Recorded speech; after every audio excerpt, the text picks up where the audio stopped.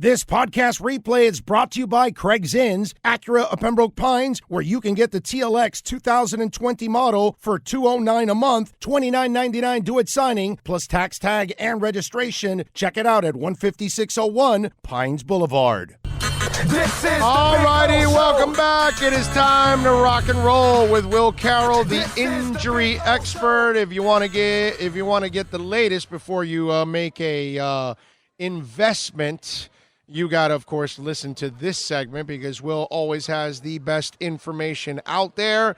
If you want to follow him on Twitter, it's at Injury Expert. Will, how you doing, my friend? I'm doing great, better than most of the NFL players. You know, for a lot of guys, they're getting ready for some playoff games. But for more guys, they're in line for surgery. There has been just a crazy number. There's always a line right at this point of the season. The guys who made it through the season knew they needed something. But the medical staff got them through somehow. I haven't seen this amount in quite some time. I don't know if it's actual or whether it just seems that way, but I've been talking to doctors the last couple of days, and it's like, well, he was in, and this guy was in, and I don't know how this guy made it with a torn rotator cuff all season, but it's pretty nuts. All right, so then what you're telling me is that load management is a bunch of load of crap. Yes and no. I just don't think we're doing it very well. The thing you've got to realize is there's both low load and high load, and it's those spikes that seem to be throwing people off. In football, well, let's face it, trauma is the big problem, and load management isn't going to help when you get hit by a truck. Yeah. So I just think we're in the very early days of it, and I worry that the term being misused is going to lead to the concept being abused. Load management in and of itself, absolutely true, especially once we get into baseball season. But nobody seems to know what they're doing with it, and it's become a buzzword without a real meaning. All right. There aren't like a ton of real serious injuries in the playoffs, which is actually a good thing for the four teams that are left. D4 dealing with a hamstring, likely to play. Serious, not serious? What's the deal?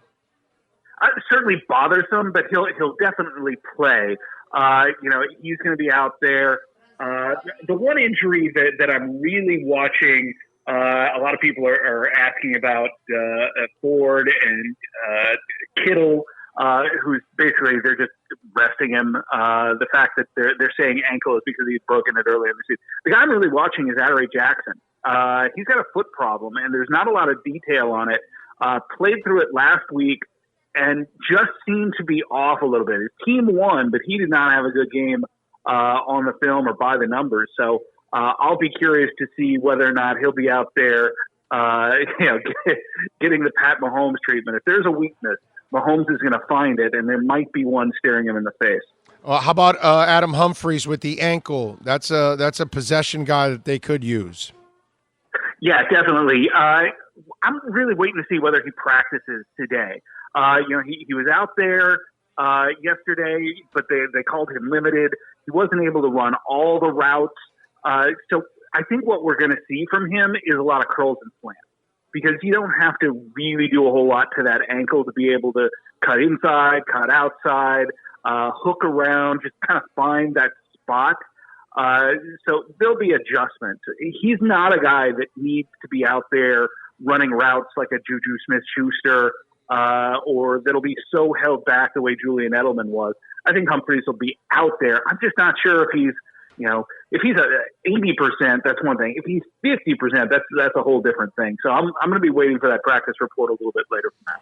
What can you tell us about Zion's return? And they're saying it's not a minutes restriction that they're going to put on him, but they're just going to, watch him and then see how they pace him. So walk us through where he's at, and then what did they do with his – I don't know how he walks and runs and all that they were trying to reteach him so he doesn't get injured. What is it that they're doing with him? Because obviously this is a cat that plays with a lot of force, and that's where I worry about him even staying healthy in this game. I don't think it's that, because he hasn't had a lot of injuries. Sure, he had the shoe blowout, that's one thing, and he had a meniscus tear. Tons of guys have this. And play through it for years and years. Even in the worst case scenario, Dwayne Wade. They pulled his meniscus when he was in college, which was a very common thing, but it's like driving around without shock absorbers. There's going to be a cost down the road, and that was Wade being, 3 or 4 hours before a game getting ready, and then 3 or 4 hours afterwards trying to minimize the damage. Williams is not to that. They just saw that when he walked and ran, he was putting more force on his knee than you would expect. So they got the lasers out. There are devices that watch how you walk, gait monitors that use lasers and cameras and machine learning, pretty high-tech stuff. And they just basically retaught him running mechanics. And they think that will really help him. So they'll be watching him. It's not normal to him now. He's still having to think about it. And this is kind of the whole walking and chewing gum thing. It's one thing to be on a machine telling you whether you're walking or running right. The whole other thing to not think about it, to get out there and do what he can do on a basketball floor. So in the short term, I'm not worried about him at all. I don't think they're going to risk him very much. I think there'll be in essence a minute restriction. But long term, I really think they're overdoing this. To me, this is ultra conservatism from an injury standpoint. I get that you're going to try to maximize this guy, but if you're New Orleans, if you've been through this whole Anthony Davis saga over the last 2 years, why do you really care where Zion Williamson is going to be 10 years from now? I'm not saying Zion shouldn't care about it, and certainly he should thank New Orleans and put a little goodwill in the bank for them having done this. But the fact is, he's probably not going to be there when this is really a problem. And if Zion Williamson has a problem 5 years, 10 years down the line, I'll be a little bit ticked off that we missed some of the games on the front end of his career. All right, good stuff from Will Carroll, the injury expert. Will, by the way, do you know anything about Justice Winslow? Because he had this back issue, then he came back, and then apparently something happened again, and now he'll be reevaluated in a couple weeks. He's been very injury prone. Do you know anything on what's going on with Winslow's back? Yeah, this is a tough one. Backs, for anybody who's just woken up the wrong way, you do have to worry about this.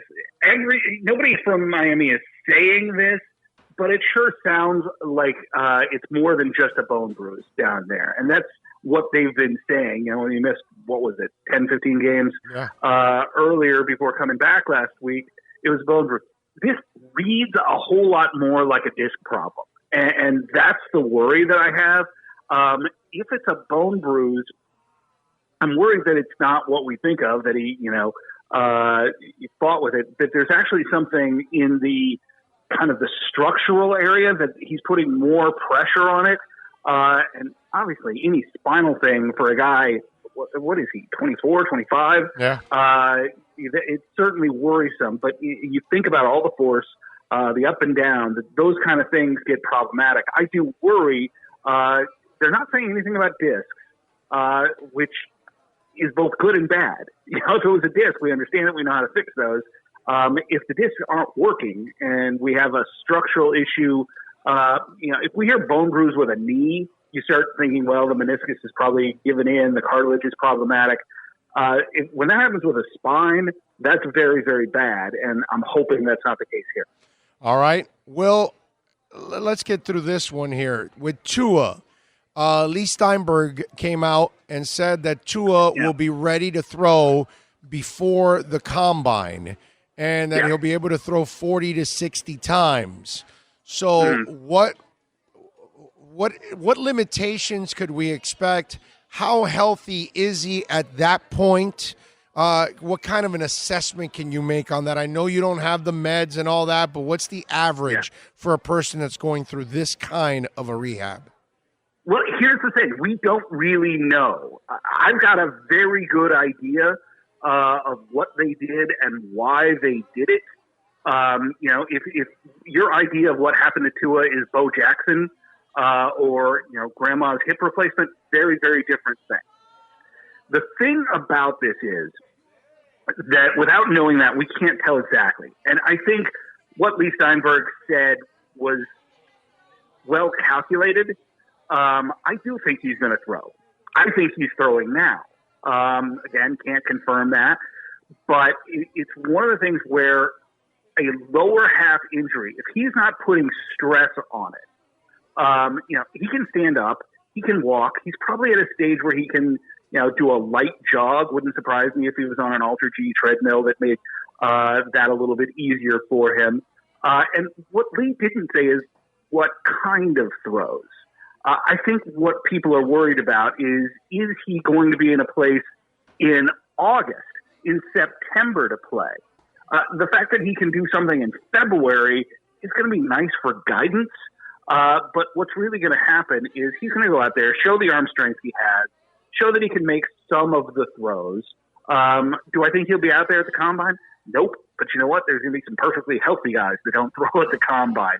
I think he'll throw either at a pro day or at a private workout. I think it'll be very, very controlled. They'll tell the team what he can and can't do. But what's really going to come down to it is the team doctors. They're going to sit down with two of his doctors down in Birmingham and in Houston and say, here's what we did, here's why we did it, and here's what we think is going to happen. It's going to be very, very difficult for team doctors to overrule that. Now, we've seen that happen, think Drew Brees, in Miami, but I just don't see it happening. What I'm watching for is that Detroit pick. If you're a team that needs a quarterback, and there's a lot of them, and you think that you want Tua, if you're willing to take that risk, you're going to have to jump up there and give Detroit something to get ahead of Miami. And so I'm watching to see who's getting those medicals, because that's going to give us an idea on who's looking hard at Tua. All right, interesting. And let me tell you, when they're doing that assessment at that moment, he's obviously not 100%. So what are teams trying to accomplish there? What kind of progress are they trying to feel good about? Put it that way. Yeah, that's the question. If we knew exactly what the surgery was, basically we know he broke his hip. We don't know how they put it back together. Did they have to align it? Did they use pins? Did they use some sort of glue? Was he in some sort of brace? I think we've all but ruled that out because we've seen him too much to have some sort of bulky immobilizer. So the guess is, and again, let me preface this statement by saying we don't know exactly. I think there's pins in there. And the question is whether they're going to come out, whether everything's healing properly. And, a couple of good x-rays and an MRI are going to give them pretty much everything. But I honestly think the doctors are going to be like us. They're going to go in there, they're going to sit down, see the surgical report, see where he is. Here's an x-ray from, December. Here's an x-ray from February. And you'll see the progress. And, from that, you can make a very educated guess about where he's going to be in May, June, September. Is he going to need to sit the year out? Is that what teams want to do? I think almost every team that I've talked to that's looking hard at him has pretty much said they're going to redshirt him, that they're going to do, what we did with Pat Mahomes, if not Aaron Rodgers. You don't want to have to push that guy out there the way that the Bengals are going to do with Burrow, because he's going to become the face of the franchise from day one. I think a team like Miami, a couple other teams, they don't have to do that. You could go with a Ryan Fitzpatrick for a year, and then maybe by November, you're ready to showcase him for a couple games and show the fans why they want to buy season tickets next year. Follow him on Twitter at Injury Expert. Nobody brings it like our man Will Carroll every single week, normally at 2:30, by the way, this week. He was able to accommodate us, and we appreciate that. Will, as always, my friend, appreciate you, man. You be good out there, and thank you for taking some time. We'll catch up next week, my friend. Anytime, Mo. All right, baby. Be good. There you go. The great Will Carroll, man. Always love having him on and talking. And I figured we'd talk a little Tua there, right, and get a little Justice Winslow. Something that is really important because Lee Steinberg coming out this week talking about Tua and what kind, that he's going to throw. Got to talk to Will about this and what kind of progress is being made.